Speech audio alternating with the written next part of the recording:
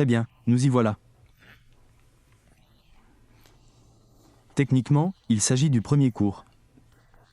Je vous ai évidemment envoyé une vidéo d'introduction. Si vous ne l'avez pas encore vue, rendez-vous sur ma chaîne YouTube et regardez-la, car cela permettra, à mon avis, de bien cerner vos attentes. Ainsi, vous comprendrez dans quoi vous vous engagez. Et cela me donnera l'occasion de briser la glace et de vous montrer la différence entre ce que vous pourriez attendre et ce que je compte vous proposer. Ce premier volet portera sur les éléments constitutifs d'une configuration de trading. D'. Emblée, je tiens à préciser que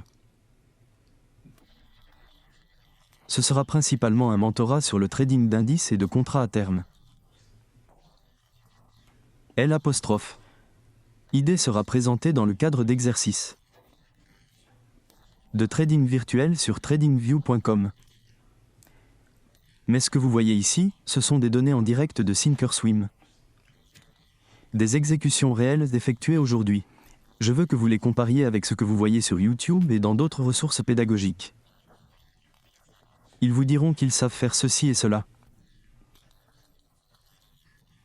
Mais je veux vraiment que vous compariez et mettiez en contraste ce que vous voyez ici. Bien, nous analysons l'évolution des prix intraday. Contrat à terme E-mini Nasdaq, et c'est précisément le sujet principal de ce mentorat.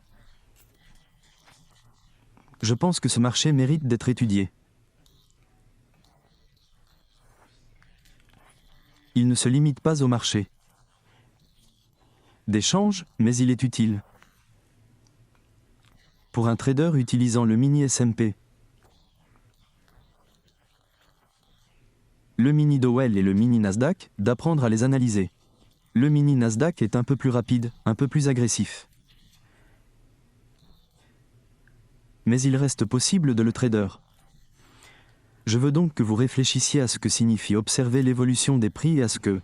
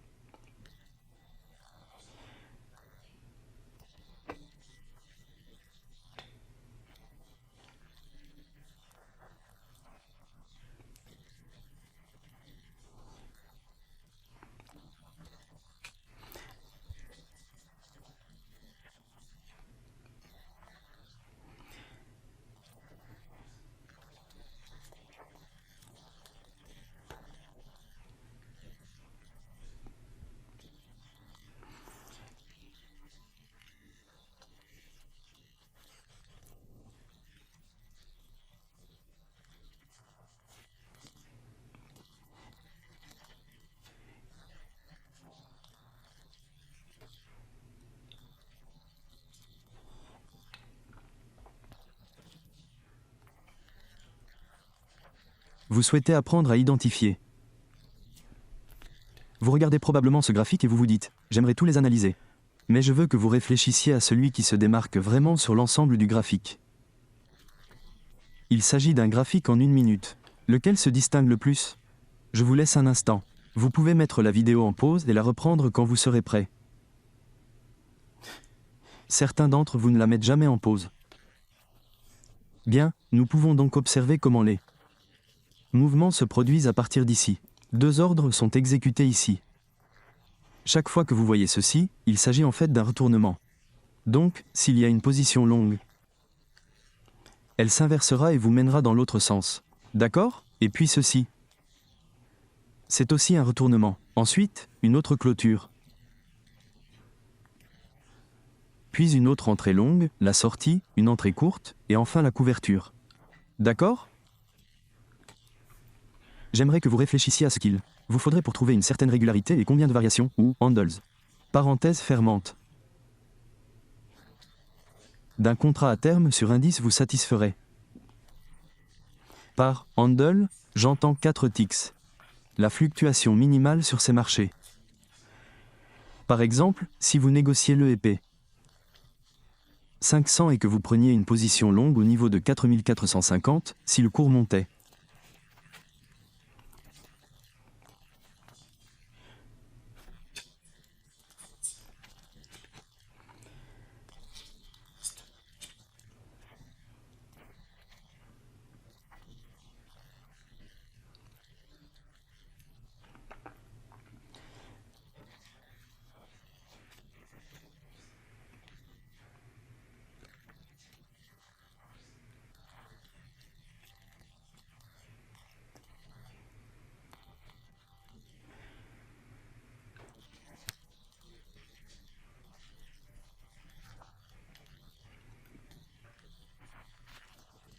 Ces 3 marchés vous offrent l'avantage de ne pas avoir la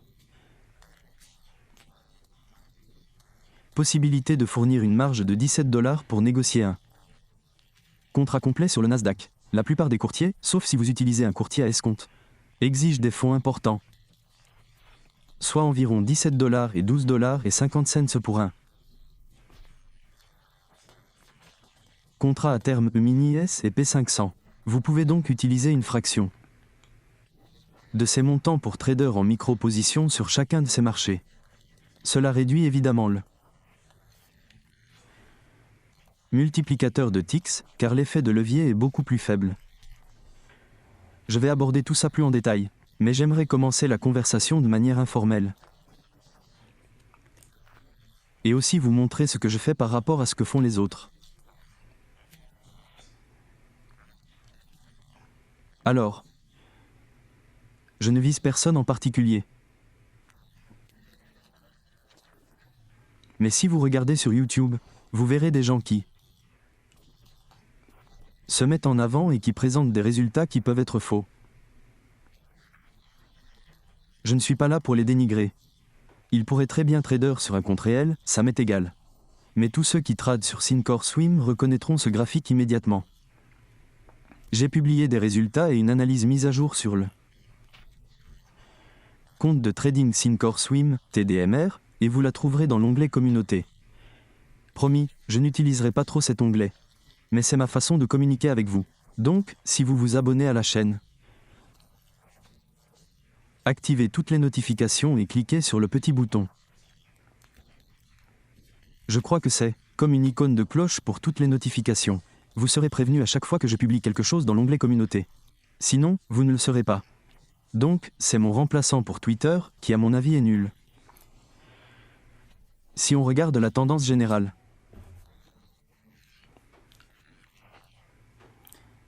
le marché est haussier et entre ici et là.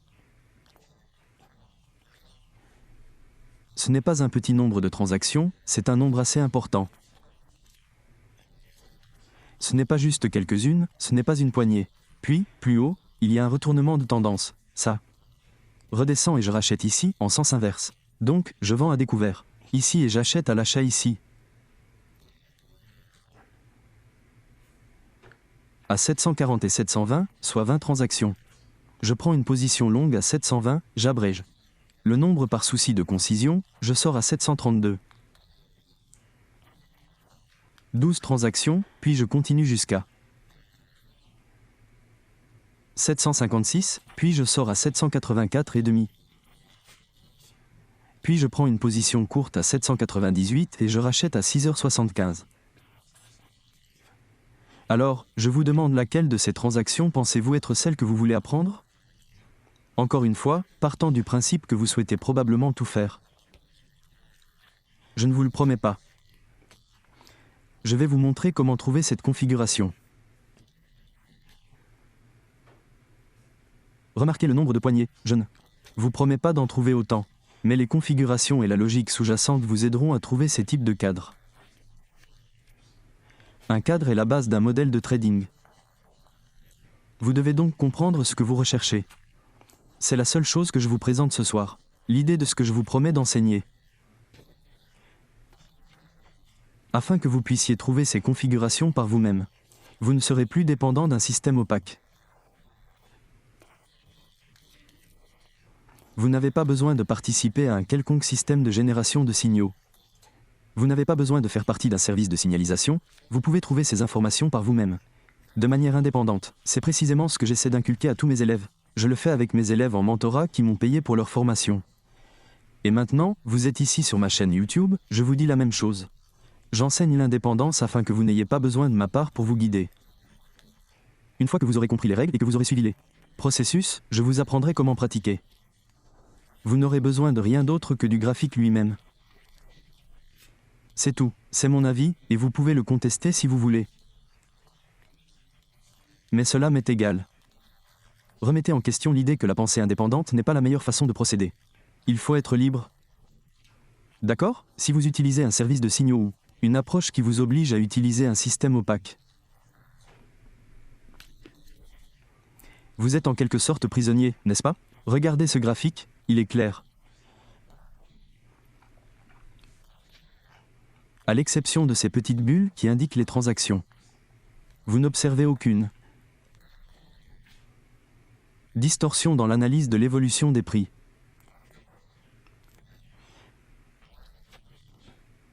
Il n'y a pas beaucoup de gribouillis sur le graphique. L'important, c'est que vous compreniez que je ne recherche pas 3 à 5 points clés et que je ne les considère pas comme légendaires. Maintenant, peut-on être rentable avec des transactions à haute fréquence et des ajustements minimes? Absolument, c'est le rôle des algorithmes. Mais j'essaie de vous montrer, par contraste, qu'il existe une méthode pour trouver des configurations en dehors du cadre des petits volumes de transactions et des contrats en masse. Par exemple, si vous utilisez un compte micro sur le Nasdaq, vous ne gagnez pas des fortunes sur ces fluctuations, d'accord? Moi non plus. Je ne gagne pas des fortunes. Mais je suis capable de les identifier, et ce ne sont pas de si petites variations. Je vais vous enseigner des techniques axées principalement sur cela. Vous voulez trouver une bonne opportunité de trading intraday? Je ne vous promets pas comment acheter, vendre à découvert, acheter, vendre à découvert, acheter. Vendre à découvert, c'est mon domaine, d'accord? Je ne vous apprends pas ça. Et certains d'entre vous pensent peut-être, oh, tu es un idiot, tu es ceci, tu es cela, peu importe. Je n'ai rien promis de tel. C'est pourquoi j'ai posé les bases dans la première vidéo d'introduction. Pour que nous sachions tout ce que je vous enseigne. Si vous ne souhaitez pas apprendre ce type de transaction, vous êtes libre d'arrêter la vidéo et d'aller regarder quelqu'un d'autre. Mais je pense que si vous lui donnez une chance, vous découvrirez des choses étonnantes qui vous permettront de mieux comprendre l'évolution des prix. Bien, nous regardons le contrat à terme NASDAC de mars. Et il s'agit d'un graphique TradingView. Si vous n'avez jamais utilisé tradingview.com, voici comment afficher ce symbole. Insérez le code ici. QH 2022. D'accord, il s'agit d'un graphique hebdomadaire et je veux que vous réfléchissiez à chaque semaine avant le début de la nouvelle semaine de trading, de préférence. Le week-end, l'idée est d'essayer d'anticiper l'évolution de la prochaine bougie hebdomadaire. Va-t-elle monter ou descendre? Il ne s'agit pas de prédire la clôture de la bougie, c'est important. Il s'agit simplement de voir ce qui se passait avant l'ouverture de cette bougie hebdomadaire. Nous n'avions qu'une bougie indécise. Pensez-vous que la bougie qui se serait formée et ouverte ici aurait eu plus de chances de monter ou de descendre? Évidemment, avec le recul, c'est facile. Mais je peux vous dire que tous mes élèves savent que nous anticipions une baisse des prix. Voici un bref résumé des raisons. Premièrement, la saisonnalité. Les tendances saisonnières font que les prix ont tendance à baisser à cette période de l'année. Nous discutons également de la hausse des taux d'intérêt prévus par la Fed, ce que le marché boursier n'apprécie guère. C'est aussi la saison des résultats, synonyme de forte volatilité. Ces facteurs, ajoutés à la tendance générale du marché, que je vous montrerai avec le graphique journalier, créent une atmosphère pesante. Le marché semble se diriger vers ce niveau. Je m'attendais à ce que toute cette amplitude soit atteinte en une semaine. Mais ce n'est pas important. L'essentiel, c'est que je prévois une expansion de la bougie hebdomadaire à la baisse, ou une convergence vers ce plus bas qui n'a pas encore été franchie. Je pense que c'est ce que nous allons probablement viser à l'ouverture dimanche, avant la séance de lundi. C'est donc là que je pense que le marché. Et c'est sur cet élément que je veux que vous vous concentriez dans votre analyse. Vers quel niveau le marché est-il susceptible de se diriger? Imaginez le prix comme un trombone.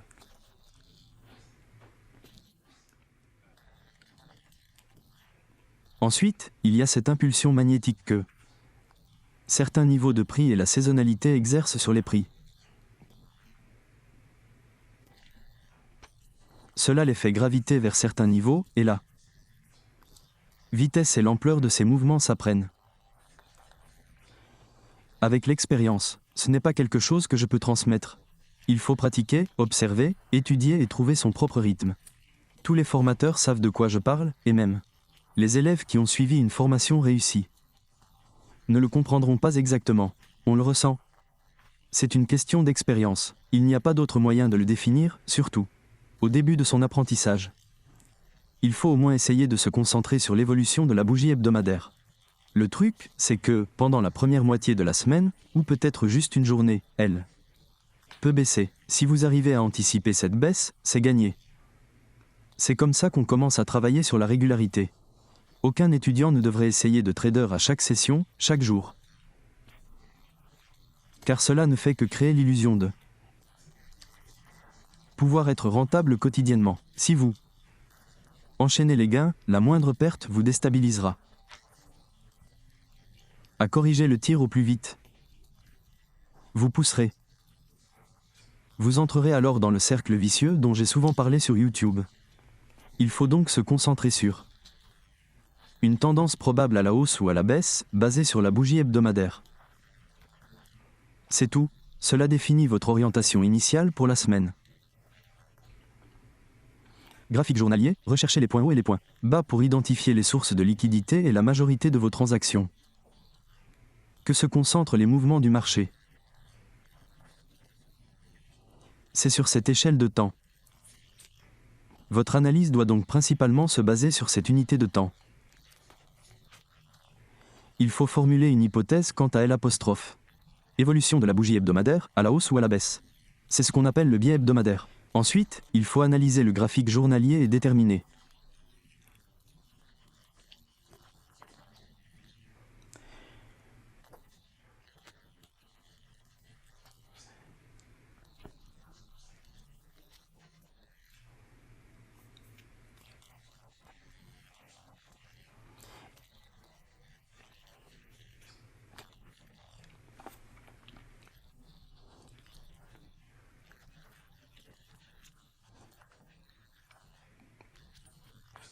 si le marché atteint ses stops, signe de liquidité, ou s'il y a déséquilibre. Concrètement, cela signifie que les stops d'achat sont placés au-dessus des anciens plus hauts, et les stops de vente en dessous des anciens plus bas. Un déséquilibre se manifeste ainsi. Une seule bougie monte, le plus haut de la bougie précédente se situe ici et le plus bas de la bougie suivante là. Le marché n'a donc progressé que d'une seule bougie, sans aucune baisse. La bougie de prix correspondante présente le même comportement. En d'autres termes, il s'agit d'un déséquilibre, le marché ne fait que monter, sans aucun élément susceptible de compenser cette hausse et d'apporter un prix équivalent à l'autre extrémité. Vous avez probablement déjà entendu parler de la théorie des enchères. Et quand les gens m'entendent essayer d'expliquer ces choses, ils pensent tout de suite que ce n'est que de la théorie des enchères. Mais non, c'est comme quand ils me voient dessiner un rectangle ou un carré sur un graphique. Vous verrez dans cette vidéo que ce n'est pas l'offre et la demande, d'accord? C'est juste comme ça. Vous le verrez et vous comprendrez tout de suite après quelques semaines avec moi que c'est totalement unique et qu'il n'y a rien de comparable. Je suis certain que la plupart d'entre vous vont adorer ce modèle. Donc, on cherche à baisser les prix. On cherche à se développer. J'utilise le recul, mais je vous le promets encore une fois. On en a parlé dans mon groupe payant. Si je ne l'avais pas dit, j'ai plein d'élèves qui ont des chaînes YouTube. Ils sont libres de venir me traiter de menteur. On regarde le graphique journalier, puis on va passer au graphique horaire. D'accord, voici un cadre pour analyser l'amplitude hebdomadaire sur un graphique horaire. Nous avons donc commencé à minuit, heure de New York, avec la bougie du lundi. Puis la clôture du vendredi et l'ouverture de la séance du vendredi à minuit. Ce que je mets en évidence, c'est la forte baisse que nous avons observée jeudi. Le marché est entré en phase de consolidation durant la nuit. Observez ce qui s'est passé vendredi, il s'agit de l'ancien plus bas sur le graphique journalier. C'est ce que nous anticipons. Car le graphique journalier présente une forte liquidité. Les gros fonds, les grands investisseurs institutionnels et les investisseurs ayant une mentalité institutionnelle scrutent ces anciens plus bas et plus hauts, et les fournisseurs de liquidités cherchent à intervenir autour de ces mêmes niveaux. Si nous savons que ce niveau inférieur correspond à l'ancien plus bas journalier, et si je le reporte sur le graphique journalier, il s'agit de ce plus bas précis en le reportant sur le graphique horaire à ces niveaux. Je ne fais que transposer ces niveaux journaliers sur ce graphique horaire. Toute la semaine a été baissière, le marché a baissé depuis le début. Ensuite, nous avons observé une phase de consolidation. Le marché crée ce plus haut et ce plus bas à court terme. Que représente ce plus haut à court terme? Si vous avez pris des notes et placé des ordres stop, observez attentivement ce qui se trouve en dessous de ce plus bas, les ordres de vente stop. Le marché baisse initialement et déclenche les ordres stop. Pourquoi agirait-il ainsi en premier? Cela incite à la vente à découvert. En effet, l'algorithme manipule la liquidité, même si l'objectif est de faire baisser le marché jusqu'à ce niveau. Surtout s'il s'est consolidé. J'aime observer ce type de mouvement avec une première baisse. C'est un peu comme un piège. Si quelqu'un a un ordre de vente stop en dessous, il va se faire piéger par le marché et se retrouver en position courte. Il va alors se lancer dans une ruée contre ses traders et contre ceux qui étaient déjà vendeurs à découvert depuis ce plus haut. Que font-ils? Le marché est poussé à la hausse et L'. Algorithme va attaquer ce pool de liquidité acheteur. Pourquoi agirait-il ainsi? Premièrement, cela va pénaliser ceux qui, une fois vendeurs à découvert, lorsque le cours dépasse ce sommet, cela déclenche tous ces ordres stop, inondant le marché et créant un afflux massif d'acheteurs prêts à acheter à un prix élevé. C'est la contrepartie idéale pour les investisseurs avertis qui veulent vendre à un prix élevé. N'oubliez pas que le marché tend à baisser, donc lorsqu'il atteint ce niveau, les ordres stop d'achat représentent la contrepartie, ou l'autre côté, des apostrophes. Un investisseur averti qui souhaite vendre à découvert. Car s'il veut vendre à découvert, il doit bien trouver un acheteur prêt à payer un prix élevé. C'est pourquoi le marché fonctionne ainsi. Bien, dans vos notes, vous devez noter que chaque fois qu'une baisse significative des prix est attendue, il faut toujours anticiper une chasse au stop sur les ordres stop d'achat ou le déclenchement d'un sommet à court terme. Évidemment, le processus est inversé lorsque vous recherchez des prix plus élevés. Généralement, vous verrez un creux à court terme atteint et des ordres stop de vente déclenchés avant une forte hausse. Ne me croyez pas sur parole. Consultez vos graphiques et vous verrez que cela se produit quasiment quotidiennement. Nous allons donc passer à un horizon temporel de 15 minutes. Le même niveau bas habituel se trouve ici, et le niveau haut mentionné sur le graphique des valeurs extrêmes, ainsi que le niveau bas sur ce même graphique, sont maintenant délimités par de petits traits. D'accord, donc nous avons une ligne de tendance ici et une autre là. Voilà l'étendue d'une ligne de tendance. C'est tout, je les utilise uniquement pour les montrer à mes étudiants. Ces niveaux ne figurent pas sur mon graphique, je regarde un graphique nu. D'accord? Vous, pendant votre apprentissage, vous devriez tracer ces niveaux sur votre graphique. Car cela vous aide à construire et à ancrer l'idée que c'est là que se trouve la liquidité. Cela vous permet de rester concentré là-dessus, car il est facile de regarder toutes ces bougies se former. Si vous avez la chance de les observer dans la vie réelle, et vous pouvez perdre de vue où vous en êtes. Et une fois que vous avez perdu vos repères, c'est vraiment déroutant. Cela vous aide à garder ces repères en tête. Qu'est-ce que je veux dire par là? Eh bien, j'ai mentionné comment le marché a chuté. Initialement, ce qui a déclenché les stops de base. L'équité côté cellule a donc été attaquée, et les traders se sont retrouvés piégés en position courte. Si l'on vendu à découvert après une cassure, en essayant de jouer les experts en cassure. Ensuite, les algorithmes remontent immédiatement vers la zone où les plus hauts relatifs ont été clairement atteints. Vous voyez comment ce plus haut, juste avant la chute, est pratiquement le même que celui-ci? Les traders particuliers voient cela et y voient une résistance. Les ouvrages recommandent toujours de placer son stop d'achat si l'on veut vendre à découvert juste au-dessus d'un niveau de résistance clairement défini. Ces niveaux fonctionnent pendant une courte période. Mais la plupart du temps, on observe ce genre d'événement. C'est ainsi que j'apprends à mes élèves à repérer ce type d'événement. Car, comme je vous l'ai dit il y a quelques instants, il faut repérer.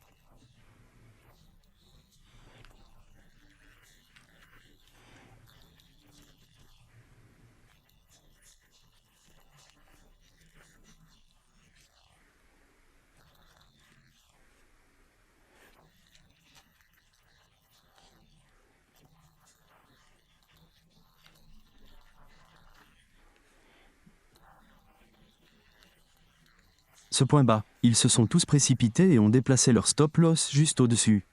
Je comprends que si vous êtes novice, vous pensez que c'est facile à expliquer après coup. Mais je vous rappelle de regarder la première diapositive que je vous ai montrée. Il s'agissait d'entrées réelles sur un compte réel via Thinkorswim. Charles Schwab était la chambre de compensation qui gérait la partie courtier. Je ne vous montre pas un compte démo, ni du trading fictif. Ce sont de vraies entrées.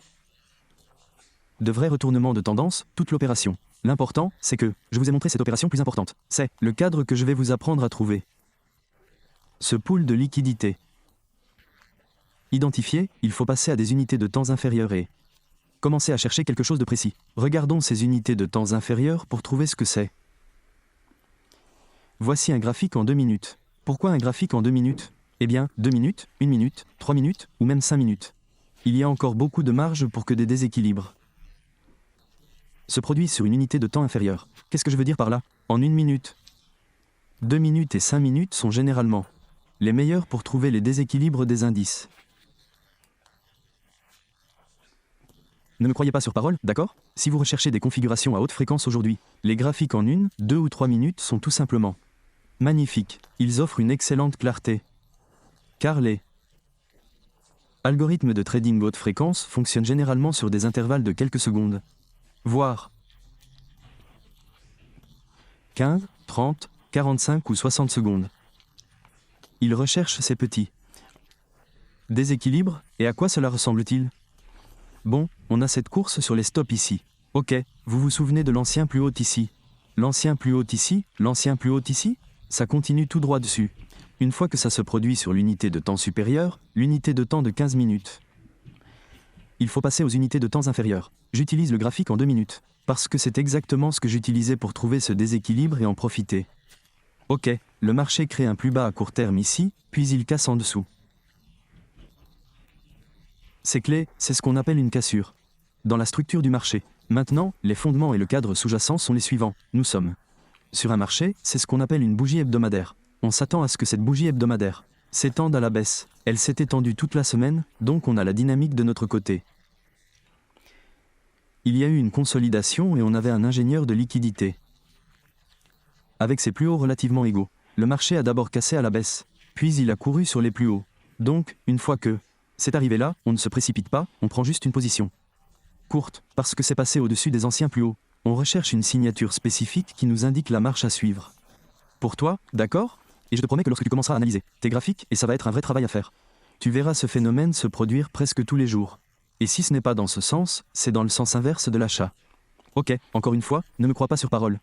Tu seras sidéré, vraiment sidéré, quand tu verras combien de fois ce schéma se forme chaque semaine.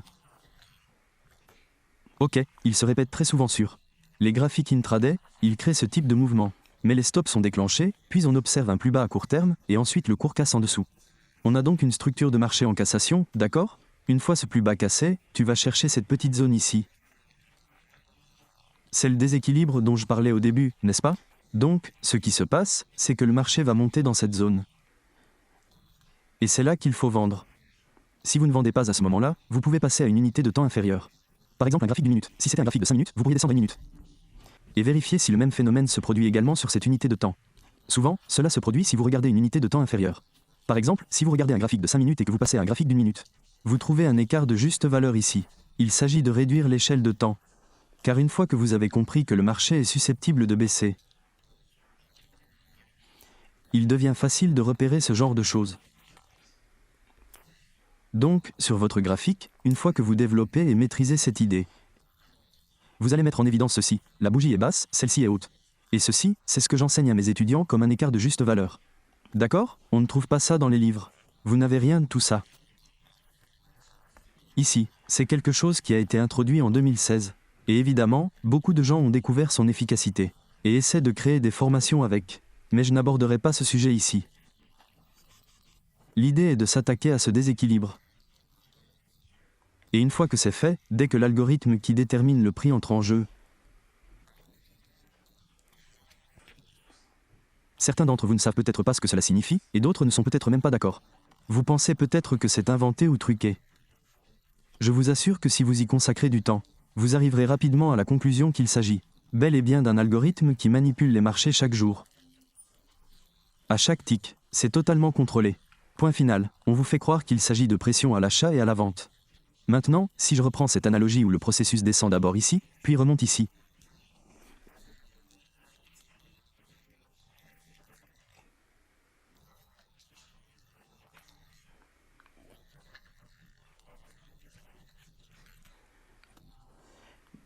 Une fois que vous aurez observé ces schémas à maintes reprises, il sera très facile de les reproduire. Cependant, l'impulsion de vouloir le faire dès la première fois, après avoir visionné cette vidéo, risque de vous poser problème. Vous devrez donc effectuer des tests rétrospectifs pendant plusieurs semaines, voire plusieurs mois. C'est incontournable, quel que soit le niveau de compétence, quel que soit le formateur, le système ou autre. Il y aura une période d'apprentissage où vous devrez procéder par essai et erreur. Corrigez vos propres lacunes. J'ai attiré votre attention sur un cadre et une configuration très précis. Vous l'avez remarqué, certains d'entre vous pensent peut-être que je parle encore trop, mais je vous emmène droit au but. Voilà à quoi cela ressemble, voilà ce que vous recherchez. Ok, ce sont les empreintes digitales de cette configuration. Elles se répètent, donc si vous savez ce qu'elles sont. Et quels sont les composants qui la constituent? Vous pourrez les retrouver, mais concentrez-vous sur le déséquilibre après la cassure de la structure du marché. Cette grande bougie ici, casse à la baisse. Regardez la bougie suivante. Elle ouvre, monte et s'arrête juste là. Donc, entre le plus bas de cette bougie et le plus haut de celle-ci. Quand cette bougie commence à monter, dès son ouverture. C'est une position courte. Vous pouvez intervenir, vendre à découvert et c'est tout. Maintenant, où placer votre stop? Vous pouvez le placer au-dessus de ce plus haut. Ou au-dessus du plus haut de cette bougie, selon votre niveau de risque. Bon, si vous tradez des micro-contrats. C'est-à-dire, encore une fois, ce n'est pas beaucoup d'argent par transaction. Donc le multiplicateur est très faible. En revanche, si vous tradez des contrats à terme plus importants, et que le cours fluctue de 100 points, ce qui peut se faire très rapidement, vous risquez de perdre beaucoup d'argent. Vous avez peut-être l'effet de levier nécessaire pour trader avec un courtier à escompte. Vous avez peut-être la marge initiale requise. Mais vous n'avez peut-être pas toutes les compétences nécessaires pour naviguer sur ce marché. Et c'est la seule alternative que je propose ici, car beaucoup prétendent qu'on peut gagner de l'argent facilement. Avec un courtier à prix réduit, si on sait ce qu'on fait. Mais on n'a pas besoin d'un courtier à prix réduit pour être rentable. Voyons cela de plus près. Nous allons examiner la logique sous-jacente. Réfléchissez, une fois cette configuration établie, si le cours commence à baisser, vous pouvez toujours entrer en position. Il n'y a aucune raison de penser que vous ne pouvez pas entrer ici ou là, à proximité de cette zone. Cependant, une fois le plus bas atteint, il s'agit de suivre le prix. Si vous essayez d'entrer, surtout avec un ordre au marché, vous pouvez voir le cours atteindre ce plus bas et vous dire « Je pense que ça va baisser ». Vous passez alors un ordre de vente à découvert au marché. Mais le slippage vous fait descendre ici. Cela crée une zone de risque importante que vous devez assumer. Le problème, c'est que l'on veut apprendre à faire confiance aux ventes à découvert lorsque le marché monte, et cela peut paraître effrayant au début. Mais une fois que l'on voit ce schéma se former, il devient facile de lui faire confiance, et en fait, c'est ce que l'on recherche. Vendre à découvert en anticipant une baisse des prix juste au moment où la bougie monte. Or, les traders particuliers ont souvent du mal à saisir cela. C'est comme si cela allait à l'encontre de la logique, car ils pensent qu'il faut une confirmation. Tous les ouvrages le répètent, et ce sont généralement ceux qui arrivent trop tard. Ceux qui ne savent pas lire les prix, qui ne comprennent pas vraiment le mouvement. Et qui, en général, utilisent des ordres stop supplémentaires pour vendre à découvert. Ils placent leurs ordres stop en dessous du cours du marché, ce qui constitue pour eux un point d'entrée basé sur la dynamique du marché. C'est un peu comme une révélation sur les marchés volatiles, oui, ça marche. Mais si on ne sait pas ce qu'on fait, si on essaie de l'appliquer sur un marché en consolidation ou, au contraire, sur un marché en phase de hausse, c'est la catastrophe assurée. D'accord. Donc si vous regardez ce cadre, et que nous avons pris les positions d'achat, notre point d'entrée. Et là, quel serait votre objectif à la baisse? Bon, je vais vous expliquer la matrice de liquidité. Ça a l'air plutôt cool. Mais regardez bien, voici votre range, voici le plus bas de la journée et voici le plus haut. C'est loin. Donc, si on prend ce range et qu'on le divise du plus bas au plus haut pour obtenir le point médian, tout cela peut être déterminé par un simple niveau de Fibonacci à 50. Donc, vous faites glisser votre Fibonacci de ce plus haut vers ce plus bas, et Inversement, et vous mettez votre niveau à 50 en surbrillance. Ensuite, tout ce qui est au-dessus de ce niveau à 50 est considéré, d'un point de vue algorithmique, comme un marché à prime. Cela signifie que c'est cher. Les marchés peuvent rester à prime pendant un certain temps et ne pas passer à une décote. Ce qui serait en dessous du niveau à 50. D'accord, 50%. Tout ce qui est en dessous est une décote. Si vous êtes baissier, si vous prenez une position courte, vous devez regarder le range précédent. Où vous situez-vous à l'intérieur de ce range? Donc, lorsque cet écart de juste valeur se forme, on se dit, d'accord, nous sommes dans une zone de prime, donc les algorithmes vont chercher à appliquer une décote. C'est le côté opposé du marché. Si l'algorithme vend à découvert, il fait baisser le marché. Qu'est-ce que cela signifie? L'algorithme va commencer à baisser les prix, même s'il y a tous les acheteurs du monde. Si l'algorithme est programmé pour vendre et que les prix baissent, cela n'a aucune importance, il va baisser encore et encore. Et ce qui va se passer, c'est que les acheteurs qui arrivent avec un volume important vont se retrouver écrasés, comprimés. C'est ce qu'on appelle la compression baissière ou la compression haussière. Tout ça, c'est juste une excuse pour qu'ils ne comprennent pas pourquoi l'algorithme fonctionne comme il le fait. Voilà, c'est tout. C'est une échappatoire. Je vous le dis, voilà ce qui se passe réellement. Le marché passe de ce sommet premium, ce point d'entrée précis, à un niveau inférieur à 50 de cette fourchette, entre ce plus bas et ce plus haut. Maintenant, je vous invite à revenir en arrière dans la vidéo une fois que nous aurons terminé, à regarder la page d'exécution où je vous ai montré mes entrées avec leurs fluctuations à la hausse, à la baisse.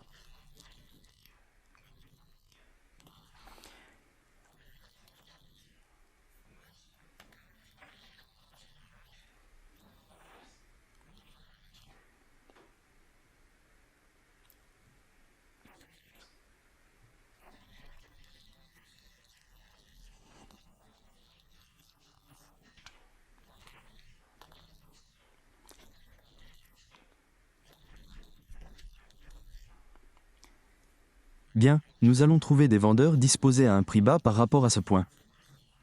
Ils sont déjà positionnés juste en dessous de ce plus bas, avec leurs ordres stop. Regardez attentivement. Qu'y a-t-il d'autre près de ce plus bas? Vous le voyez?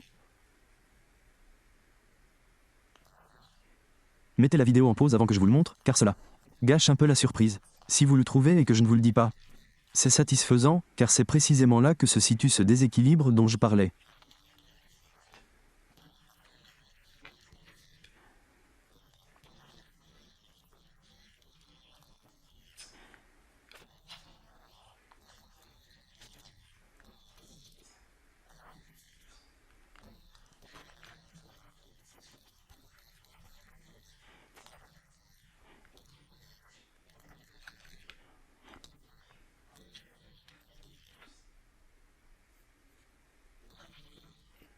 L'offre et la demande étant traitées efficacement par l'algorithme.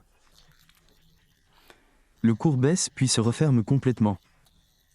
Observez la bougie, elle ouvre puis baisse, remplissant ainsi son rôle d'équilibrage entre l'offre d'achat et l'offre de vente. Il s'agit donc d'un mouvement de prix parfaitement exécuté. Précis du point d'entrée jusqu'à ce point. Le reste de la journée ne m'a pas intéressé, même si j'avais un objectif à ce plus bas. Je ne m'attendais pas à ce que le cours atteigne ce niveau ce jour-là. Et c'est pourquoi je n'ai plus participé au marché.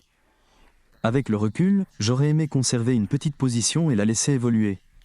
Mais c'est inévitable, on ne peut pas avoir raison sur tout le temps, tous les jours.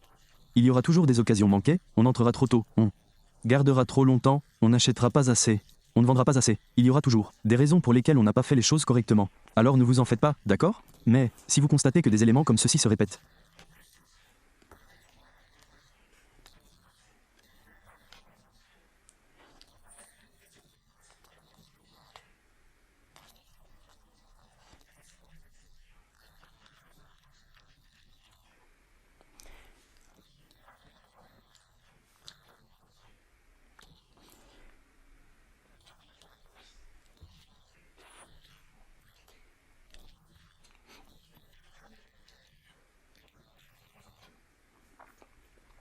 dans ce mouvement, disons que vous êtes entré à, disons, 800. 14 800. Le cours a commencé à baisser. Vous lui faites confiance, idéalement, vous voulez entrer quand il atteint ce niveau. Mais il vous faudra du temps pour lui faire confiance. Supposons que vous soyez entré à 14 800. Si vous êtes sorti ici, comme je l'ai fait. Je suis sorti juste au sommet de cette fourchette, juste ici. C'est le haut de cette fourchette, en dessous, c'était fini pour moi. La position était clôturée. Est-ce 5 poignées, 10 poignées, 20 poignées, 30 poignées, 50 poignées? Non, c'est plus de 100 et quelques. Maintenant, supposons un instant que vous deveniez bon dans ce domaine. Ou que j'ai envie de passer par un courtier à prix fortement réduit. Je me lance et je fais des transactions comme celle-ci, en prenant 15 à 25 contrats à terme complet.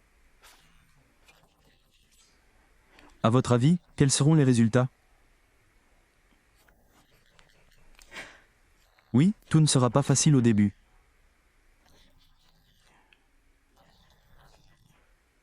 Et vous ne verrez pas les choses se produire simplement en restant assis devant les graphiques. Il faut étudier, s'entraîner. Et acquérir de l'expérience en analysant les mouvements passés, en observant au mieux l'évolution réelle des prix. Si vous ne pouvez pas suivre le marché en direct, TradingView propose une fonction de relecture qui vous permet de voir la formation des chandeliers. Mais l'image est un peu saccadée car le rendu n'est pas complet. Et on ne peut pas s'entraîner à entrer en position comme ça. On peut seulement étudier comment le prix a évolué et s'est dirigé vers certains niveaux. C'est le mieux que vous puissiez faire si vous envisagez au moins de faire cela, c'est bien. Mais si vous voulez vraiment passer au niveau supérieur, par exemple si vous gérez une entreprise, si vous êtes étudiant ou si vous avez un emploi et que vous ne pouvez pas surveiller la période. Autour de l'ouverture de l'indice, j'aime bien le faire entre 8h30 et 11h. Heure locale de New York. Il y a généralement une configuration à ce moment-là que je parviens à trouver. Évidemment, vous avez vu que j'ai effectué plusieurs configurations et exécutions aujourd'hui, mais le point important est le suivant. C'est ce petit créneau idéal le matin sur lequel se concentrer. Je l'enseigne sur cette chaîne YouTube, je l'enseigne également dans mon groupe de mentorat payant. Vous apprenez donc des choses concrètes ici. Ce n'est pas quelque chose que j'ai inventé, parce que ce jour-là a été favorable. Mes élèves reconnaissent également ces choses et ce sont des éléments simples qui se répètent. Ce que vous recherchez, c'est une forte liquidité. Des ordres stop d'achat ou de vente. Si vous êtes baissier, vous attendez que les ordres stop d'achat soient exécutés. Ensuite, il faut observer une cassure de la structure de marché à la baisse. Un plus bas à court terme qui est franchi. C'est exactement ce que cela donne ici. Un plus bas de swing à court terme. Nous. Plus haut de la bougie, ou plutôt, le plus haut de la bougie à gauche avec ce plus bas. Puis, il y a le plus bas de cette bougie, et la bougie suivante est plus basse que celle-ci. Vous avez donc un plus bas de swing formé. Si c'est le cas, et qu'une cassure se produit en dessous, créant un gap comme celui-ci. C'est ce que vous recherchez. Lorsque le cours remonte jusqu'à ce gap, vous pouvez vendre à découvert. Ou, si vous préférez utiliser des stops cellulaires, vous pouvez placer un ordre stop de vente sur cette bougie. Et utiliser le plus haut de cette bougie comme stop. Cela peut paraître trop large, mais comme je l'ai mentionné, la logique est la suivante. Vous utilisez des micro-ordres. Les micro-ordres ne représentent pas un gros montant. Vous ne risquez pas un contrat à terme complet. C'est très, très petit. Donc, si vous observez ce type de configuration et que vous les voyez se former, de manière répétée, encore et encore, et que vous les étudiez, vous verrez qu'il n'est pas nécessaire de réaliser ces petits mouvements à 5 ou 10 poignées, on peut en vivre. Comprenez-moi bien, je ne dis pas que c'est impossible d'être rentable, voire extrêmement rentable. Mais quand on maîtrise ce genre de technique, qu'on est capable de gérer ce nombre de poignées et qu'on a une gestion financière rigoureuse, rien n'est comparable. Ce sont les techniques que j'utilisais lorsque j'étais sur Twitter et que je faisais fructifier mes comptes démo. Ce sont ces types de configurations que j'utilisais. Et à mesure que le compte grossissait, l'effet de levier du compte démo augmentait. Bon, je n'utilise pas de compte démo en ce moment. Je vous montre avec Syncer et Swim.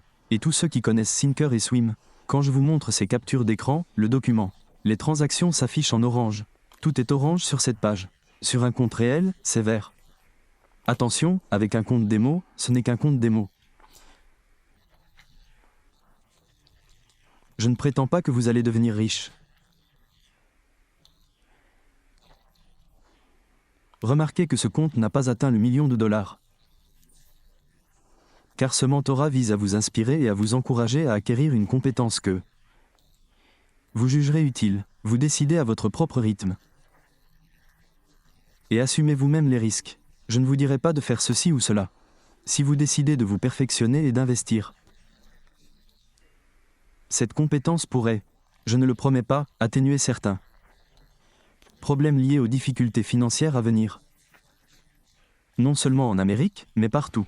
Trouver un emploi devient de plus en plus difficile. L'économie est en crise. Comment y remédier?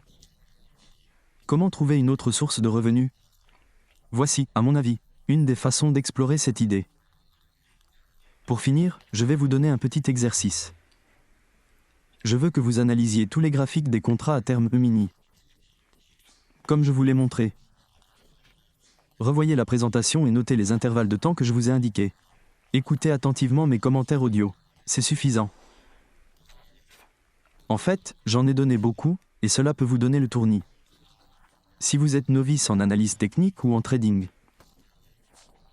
vous aurez peut-être l'impression que ça va trop vite, mais ne m'envoyez pas de mail, je vous promets que la leçon sera complète. J'ai prévu des ressources pour répondre à la plupart de vos questions. Essayez simplement d'étudier et de suivre le rythme que je vais vous imposer. Ce qui ne sera pas trop difficile, mais à mesure que nous approfondirons les enseignements. De nombreuses questions surgiront, notamment lorsque vous commencerez les devoirs sur l'analyse de données anciennes. Un graphique intraday est un graphique dont l'échelle de temps est inférieure à un graphique journalier. Par exemple, un graphique de 4 heures est intraday. Un graphique d'une heure est intraday, un graphique de 5 minutes, 1 minute, 2 minutes, etc. Tous ces graphiques sont intraday. Vous devrez rechercher des ruptures dans la structure du marché après une accumulation de liquidités. Exemple, si des ordres stop d'achat ou de vente ont été placés dans une direction opposée à votre fourchette hebdomadaire prévue.